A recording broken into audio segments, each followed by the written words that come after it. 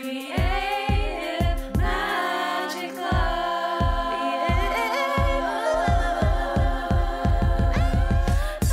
What's up? This is Sarah Mack and welcome to Creative Magic Club. Together, we'll discover inspirational stories of creative entrepreneurs living out their dreams, doing the work they are most passionate about, and building wealth in magical and fun ways. While building a six-figure income as a writer and coach, helping other women to launch their dream businesses, I've connected with so many incredible people and seen it proven again and again that you can thrive financially doing whatever it is you are passionate about. I am here to share life-changing strategies for mindset, making money, and reaching more people with your work in a business and life filled with creativity, freedom, and fun.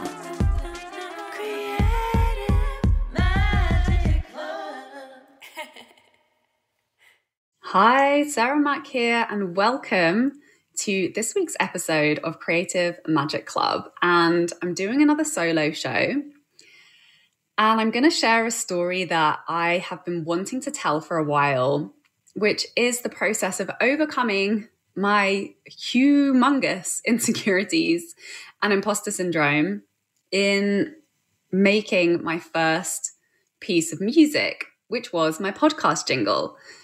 So I'm going to talk about that process of going from doubting myself, feeling completely incapable of doing this thing that I wanted to do, and what it took for me to move through that and do the damn thing.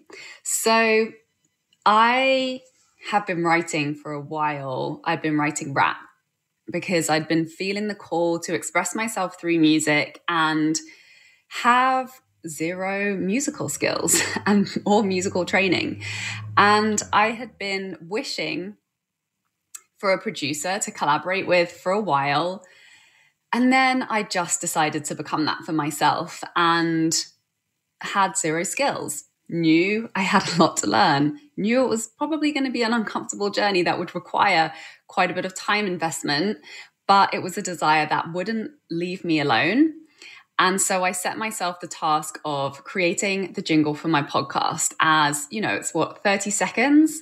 And I knew it would be a low stakes project for me to really have fun with and for me to learn with and to, you know, give me something to work towards to actually develop those skills or to start to develop those skills. So I came from zero skills in music production, composing, musical training, other than my musical theatre certificate that I got when I was 16. And I went through this learning curve and I produced the jingle for this podcast and had so much fun doing it. So basically how it went was when I knew that I wanted to become this for myself and to be able to have the skill and the tools to make my own beats so that I would just have more freedom of expression in writing songs, which is the thing that I'm most excited to be working on, aside from my business right now in my life. So I bought Ableton Live, which is the music production software, and I didn't know how to use it. It was not intuitive to me at all. You know, I have experience editing film and film editing software, and I thought maybe it would be a similar thing. It's not. It's completely different, whole new world, completely different language, to the point where I would come into it and just not even know where to start to feel really overwhelmed, start to feel like what a stupid idea this was. How am I ever going to be able to do this? I know how much time and dedication it takes to actually be good at things like this. Who am I to sit here and think that I can do this thing? All of the feelings, all of the overwhelm. And so I knew I needed some serious help. I brought a course on music production with Chris Bradley, who's a really amazing music producer. And I just started figuring it out one very minute baby step at a time. I enlisted my friends, which I'm going to tell you more about, who contributed to the creation of the podcast jingle, who are amazing. Martine Labbe, who is a friend, collaborator, also a client, She's a trumpet player. She's a creative entrepreneur. She's a music coach from Montreal, now living in Morocco. She coaches around creativity, and obviously she's a composer. She's got all the skills. So I knew she was the person to help me, and she helped to produce the podcast.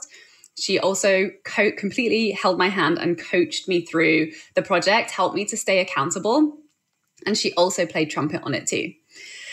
And then I enlisted the backing singers from my circle of amazing vocally gifted friends, including Nora Toutain, who's a friend, client, and a collaborator, also a singer-songwriter from Morocco, now living in Montreal. She contributed her vocals to the track. Christina Fiorani, aka Big Daddy, who's my BFF and singer-songwriter from Montreal, also gifted her sweet vocals to the backing track, as did Malika Guhan, another friend, client, and collaborator of Behave, which is a musical PR business that I supported her to launch while she was my client, also contributed to the vocals. My little brother, Guy Mack, he is a tech house music producer back home in England, very kindly mastered the track for me. So let's break it down. What worked to bring me from being too scared, not taking action, procrastinating on learning this skill and moving forward with this project for a really, really long time, doubting myself, having imposter syndrome, waiting, stalling, procrastinating, all the things, really not feeling good about how much I wanted to do this and having this persistent desire there, but not having any of the tools in which to realize it. So feeling really stuck. I was feeling stuck for a long time. And I think you can all probably identify with this feeling in one realm of your life or another.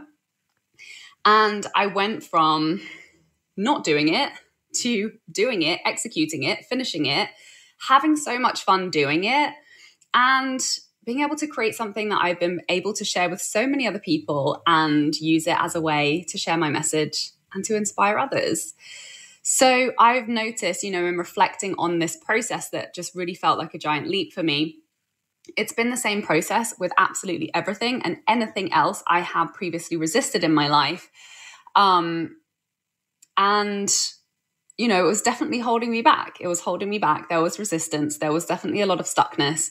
And it was a new adventure for me. Like, I'm familiar with navigating this process in my business, in money, in up-leveling, in my marketing, in my sales. Like, that playground, I'm used to moving through that. I'm used to getting support, finding the fun way to do it. But this was such a brand new direction for me that, it was really getting it moving from a standstill. And now the podcast has been going since October. I've published pretty much every single week since then, bar one or two. We've had 853 downloads of the 34 episodes we've launched, which is just so cool. And I'm loving doing this podcast. So, side note, if you are thinking about launching a podcast and you want me to do a training on my podcast publication process, leave a comment on the YouTube video on my YouTube channel, which you can find through the blog on my website withsarahmac.com. Tell me that you want to know my podcast publication process. It literally takes me less than an hour a week, and I have my team to help me with it. And I was thinking about breaking that down and doing a free training on that. Let me know in the comments if you're interested in seeing that, and I will make that for you. So now I'm going to share the process of going from stuck and having tons of insecurities and doubts to having fun doing the thing, for you to apply this to wherever it is that you're feeling you're not creating the results, you're not having the fun that you know is possible if you were to get on with the damn thing. So number one was asking for help. And it's crazy how I'm pretty good at, asking for help in many other areas. But then when that new thing comes along, I can go such a long time feeling like, oh, I'm just not good enough. I don't have the skills. It's not available to me. I'm just not that type of a person. And that's why I'm not making progress, versus recognizing, oh, just ask for help. Ask for help. It's the number one answer to creating a shift, creating forward momentum in absolutely any area of your life. that you desire to see a transformation in. So I got help. I asked Martine, my musical genius friend, who I haven't met in person. She's one of my internet friends. I didn't know her super well back then, and I was definitely nervous to do it because she's so musically trained. She's so skilled. And here was me with not an ounce of musical training in my backpack. And so that was definitely, there was definitely a lot of who am I to ask for help with this going on internally. But I did it, and I'm so glad that I did. She's amazing. She's also a coach for artists and musicians. So of course, she was the perfect person. And it was amazing working with her. And obviously, she was in my world. She was in my vicinity. She'd been put there. I was lined up. All of the resources that I needed were available to me. And it was up to me to take it and to receive that. And the next step was, obviously investing in the tools and the skills and the support, which, it's always been my vision for my business to be able to provide the resources, the time, the capacity to be able to invest in other fun creative projects like this. And I've really reached that point where it's giving me the life that I want. It's giving me the creative freedom that I always dreamed of in being able to play and expand and do whatever the frick I feel like doing from week to week. So obviously I invested in Ableton. I bought the course to learn what the hell I should do when I'm in there. And then, obviously that brings a whole new level of overwhelm when you're like, cool, I've taken the step. I'm like moving forward. I'm learning the skills. And it's just about navigating it one step at a time. So what I created in working with Martine was creating the accountability to keep moving through the hard part of the journey. Because as with anything new, there's always a not so fun bit, right? The bit where there's a lot of investment, there's a lot of discomfort, and very mediocre results.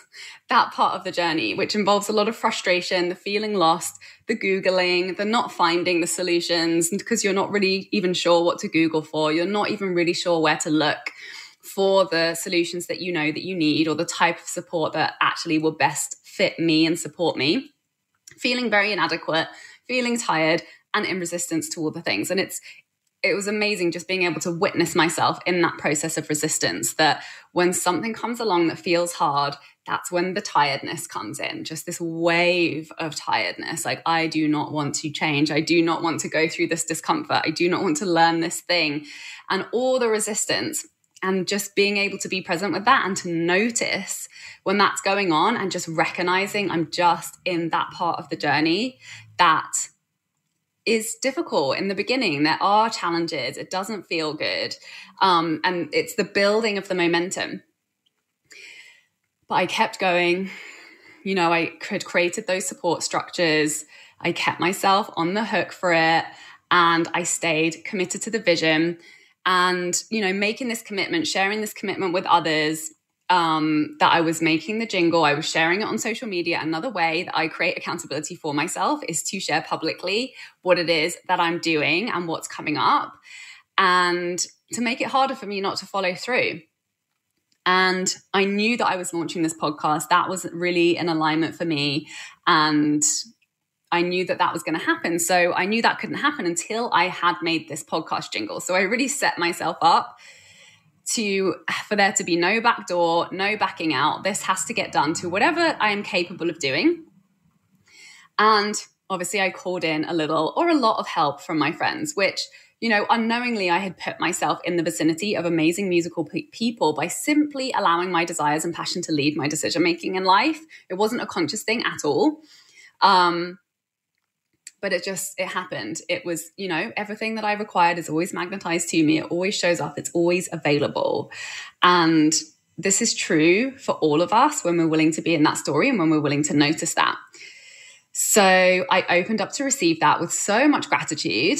And I made the ask, even though it was scary to ask for help with something that I had very low confidence in from people who I really respected and who are really skilled professionals. It was scary for me to make the ask, but it wasn't scary at all. it wasn't scary at all when I did it. And everybody said yes, and everyone was amazing, and it was so much fun to do it. Which just goes to show all of those resistances and fears are very, very irrational most of the time. So I trusted the process, I kept going, and I really enjoyed it. And one thing that I learned is actually you don't need to have that many skills and tools to be able to execute at an adequate level. And I feel like this is really true in so many areas. Sometimes we think, obviously there are different levels of mastery, and sometimes we project and we think, I need to be so amazing in order to do this. I need to have so many skills. I need to work so hard.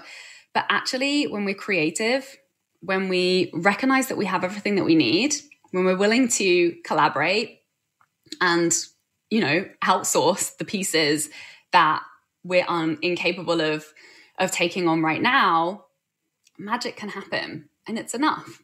And it's so much fun. It's so much fun to be able to execute an idea and to see it through, especially when you thought you didn't have what it took. And it turned out to be way more easy and way more fun than you projected it would be, which I feel is just life. So there are definitely some things that are harder than you expected them to be, but this was not. And we don't know what it will be until we try it, right? So now I'm still making things. I'm pushing my limitations and growing and experimenting and continuing to follow what's fun. I'm continuing to enlist help and collaboration, which has been my number one lesson from recent years. You can follow me on Instagram @WithSarahMac. I'm posting my musical experiments over there. And I'm really just focused on enjoying myself and building the skills that will allow me to enjoy myself even more, to have even more freedom and flexibility in my creative expression. And I'm super excited for every next step that I take. And just, navigating that process of catching myself when I'm starting to put myself under pressure, when it starts to become not fun, when I start to project and think it needs to be a certain way versus just letting it unfold with the fun, in flow, in whatever way is accessible and available to me 1 week at a time.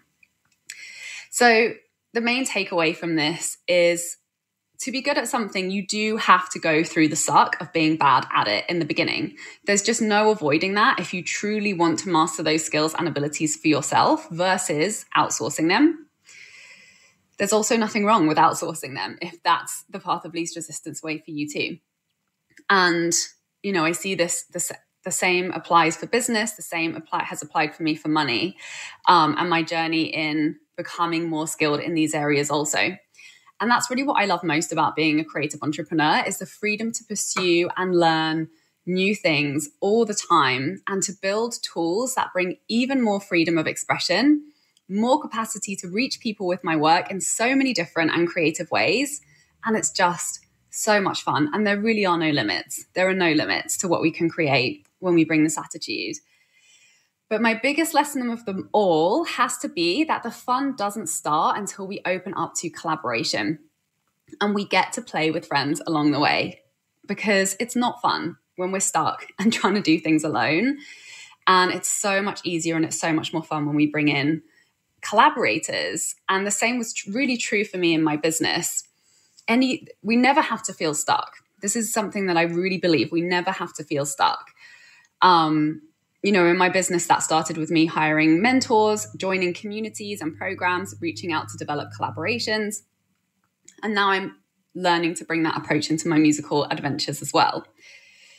So what is it that you've been feeling stuck or insecure around lately, that you just are feeling like you're not good enough, you don't have what it takes, something's not available to you because of whatever stories are going on that are holding you back from asking for things, for collaborations, for opportunities, for conversations that would open you up to a new direction, to more momentum, to move you more quickly towards the result that you are really excited and would really enjoy being able to create, whether that's in your life, your creative projects, or your business. I would love to hear from you on this over in the comments on this video on my YouTube channel, which you can access through my website with sarahmac.com.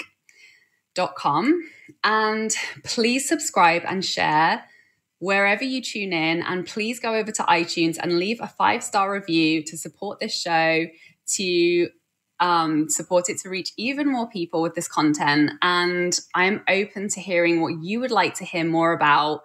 What stories are you most interested? What topics would most serve and support you in your journey as a creative entrepreneur around money, marketing, getting your work out there, growing your audience, launching your dream offers, attracting dream clients, giving yourself the life of creative freedom that you love and that you enjoy. So head over to iTunes, leave your comments and questions over there. Please leave a 5-star review. Thank you so much for listening. Thank you for subscribing. See you next time and have an amazing day. Bye. For more inspirational content, head over to my website withsarahmac.com and please support the show by liking, commenting, and subscribing.